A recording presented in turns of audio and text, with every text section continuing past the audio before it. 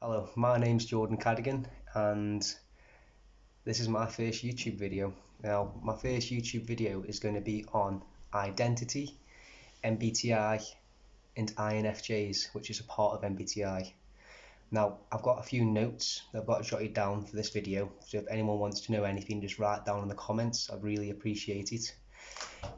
And let's get into the video, okay? So, let's have a look.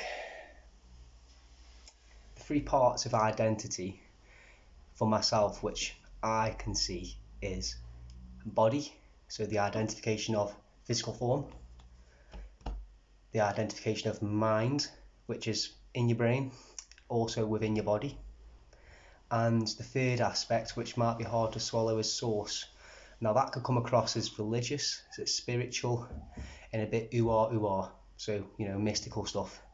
For me, it's more spiritual. I'm not a massive fan on belief. No offense to anyone out there that does believe. I'm more of a seeker myself. I'm a bit skeptical about things. So I'm just looking at some notes.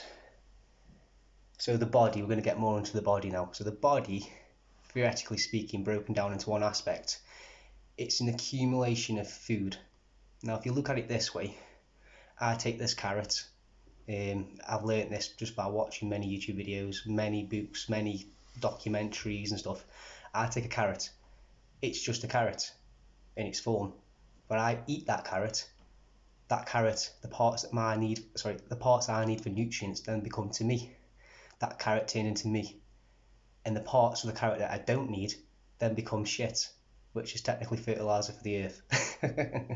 So as we grow up, our bodies are consuming, and from the inside out, we're growing, and we're growing. It's very, very, very cool. And that's just a small, brief explanation on that. Now, the mind. What is the mind? Is the mind up here? Is it in your stomach? You got a feeling?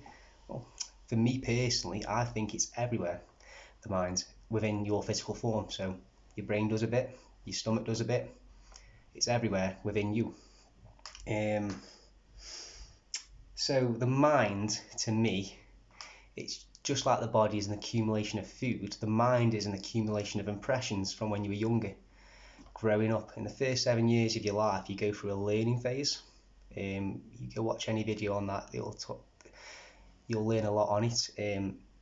Most of your impressions come from your childhood. It's your subconscious. It's your programming, and this comes into your head, it comes through you. Everything you see around you, everything you smell, taste, touch, hear, gets technically, it's like it just goes into your subconscious, and that's what plays out after the age of 7. So yeah, it's an accumulation of impressions and beliefs. So my personality, so let's say my MBTI actually is INFJ. If there's any INFJs watching, you'll probably sort out straight away that I am.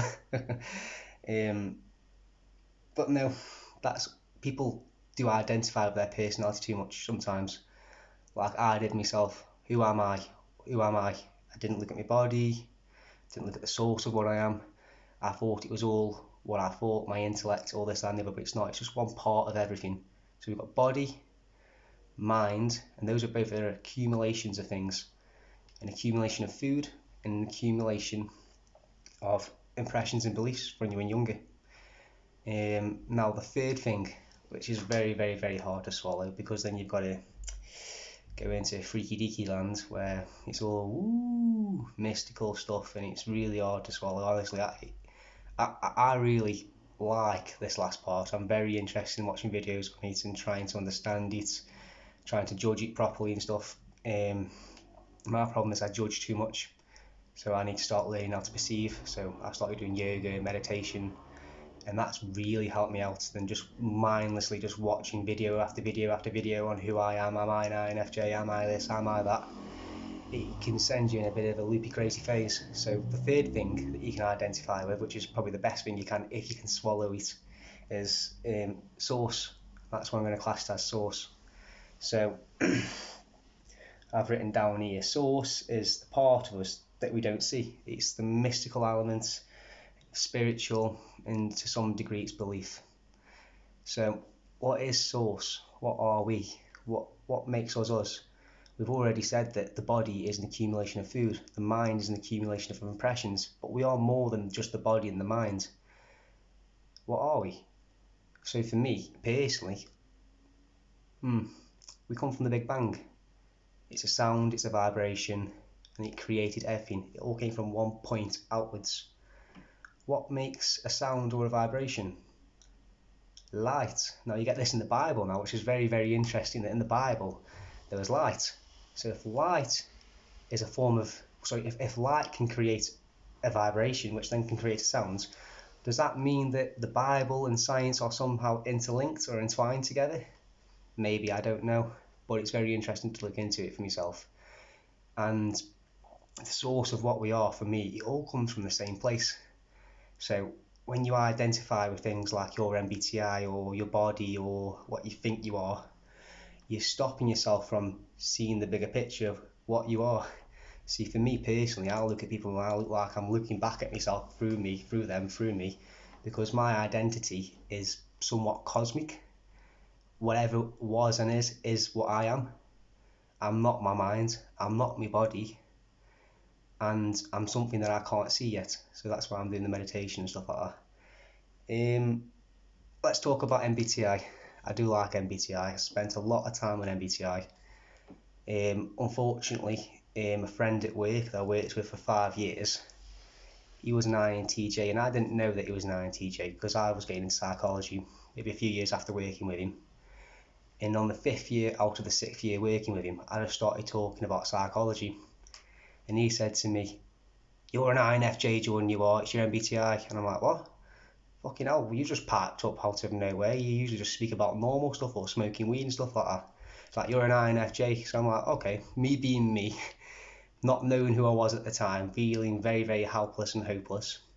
Went back home, went, okay, I'm an INFJ. What the fuck does this mean? What does it mean? So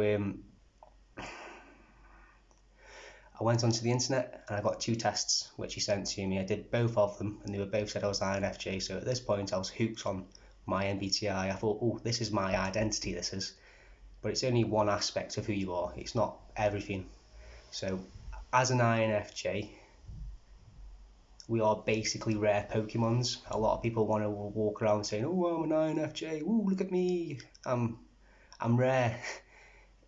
Anyone that is an INFJ will know that it's not easy. Definitely not easy being an INFJ. We care too much about what other people think of us that we don't really think of ourselves or who we are or our identity, because we're always trying to be someone that somebody else wants to see.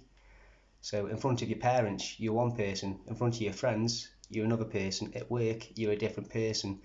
At home, when you're alone, is usually the time where you get to recharge, be yourself. I haven't got to look a certain way in front of anyone anymore. But we're really good at seeing what other people want to see in us, and we're really good at just, in a way, it's not honest to be that way because you're not being honest to yourself. So my advice for any INFJ out there will be to work on yourself and stop trying to save the world. It's like airplane rules. If the airplane's coming down and you've got 2 kids in the airplane with you, and you try and put one of the kids' if you try and put one of the masks on the kid so he can breathe, you might pass out and the other kid might pass out. That's not really saved anyone, has it really? So if you put your own mask on, therefore meaning help yourself first, you can then help others easier. So don't go around trying to fix everyone else's problems. I've made that mistake before, most of my life. Don't do it, there's no point. Until you know who you are personally and you're comfortable in your own skin, comfortable with your own thoughts, and you can feel like you've got a purpose. Now, I don't really know what this YouTube channel is going to be about. A lot of my interests are around spirituality, MBTI, psychology, body language. I love art, I love music, I love all sorts of things like that. I like weird things, I love weird stuff. I love science. I love how everything can intertwine and become union with one. Like, it all connects in so many different ways. It's really, really cool. So what I'm thinking is, I'm just looking at my notes, I apologise. If this video does reach anyone and it does help anyone out, I'm just happy that even if it helps one person out, I'm happy that it helped. And if I get quite a few comments maybe, or whatever on there. I'll pick out the best comments and try and make videos based upon them. Obviously I'm going to do videos I like myself, but it's always good to have a back and forth between me and an audience that I want to create. Anyways, my name's Jordan Cadagan. Thank you very much. Peace.